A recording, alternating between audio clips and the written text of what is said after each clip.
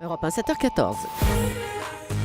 Il est le spécialiste que le monde nous envie. Voici Axel de Tarlet, le Zoom Écho d'Europe 1 Matin. Bonjour Axel. Bonjour Bruce. Alors le gouvernement vient de lancer sa réforme des retraites, en tout cas sa réflexion sur cette réforme. Et alors il se passe quelque chose d'assez étonnant, voire d'extraordinaire. Il y a un consensus national sur la nécessité de mener à bien cette réforme. Donc oui, on peut réformer la France sans psychodrame ? Eh bien oui, c'est extraordinaire, vous l'avez dit. On se souvient de Michel Rocard, c'était il y a 20 ans, qui disait « Sur les retraites, il y a de quoi faire sauter 3 ou 4 gouvernements ». Et c'est vrai qu'à chaque fois, à chaque réforme, on a eu des millions de Français dans la rue, avec des grèves, des politiques laminées, des politiques obligées de reculer. Et là, rien.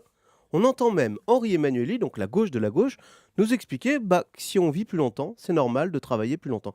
Une page vient de se tourner. Qu'est-ce qui a changé ? Eh ben, écoutez, la gauche est au gouvernement, donc elle n'est plus dans la rue pour manifester. Or, la réalité des chiffres est implacable. Il va manquer 20 milliards en 2020.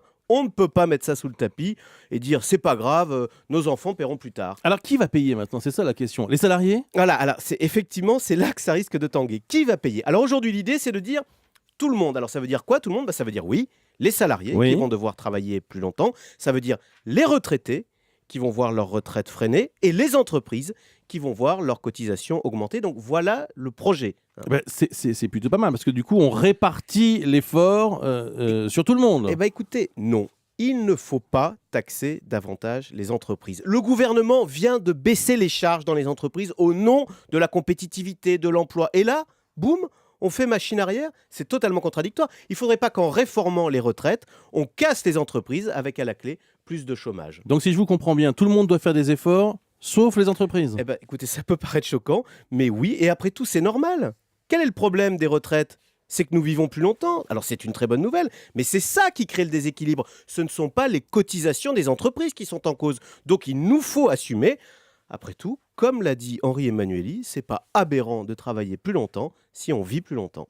Le chiffre du jour, 29%. 29% des Français fument, c'est 2 points de plus qu'en 2005. À noter du coup que le paquet de cigarettes va à nouveau augmenter de 30 centimes au 1er juillet. Donc il y a de plus en plus de Français qui fument. Et le prix du paquet de cigarettes n'a aucun impact sur le nombre de fumeurs. C'est pour ça que les députés disent qu'il ne faut pas augmenter comme ça 30 centimes tous les 6 mois. Il faut faire une bonne hausse de 5 € et là, boum, le nombre de fumeurs. Ça aura un effet sur le nombre de fumeurs. C'est la recommandation. Merci beaucoup Axel de Tarlet.